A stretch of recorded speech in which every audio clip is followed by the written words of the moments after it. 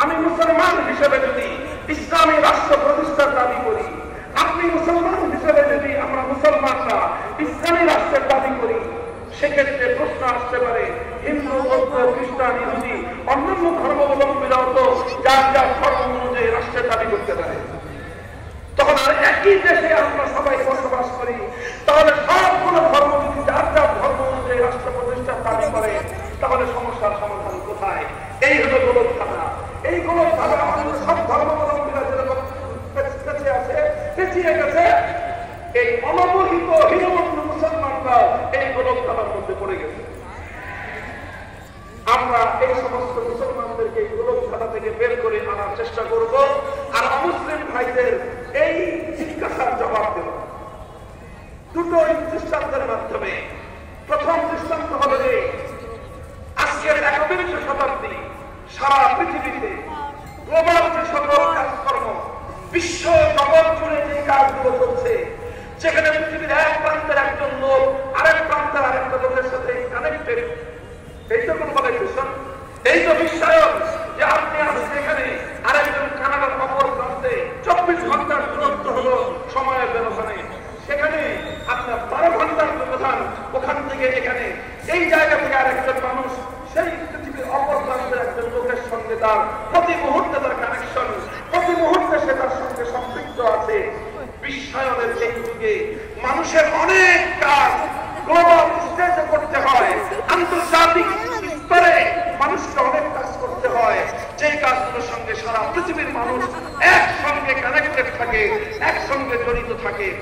সেই যুগে মানুষের জীবন জীবিকা সবচেয়ে গুরুত্বপূর্ণ যে সেক্টরটা, সেটা হলো অর্থনৈতিক সেক্টর।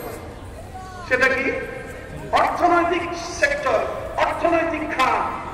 এই অর্থনৈতিক খাত নিয়ে যদি আমি একটা প্রশ্ন করি যে আজকের 21 শতাব্দীর 2025 সালে সারা পৃথিবী 700 কোটি মানুষের অর্থনীতি কিভাবে চলবে, আমার এই প্রশ্ন।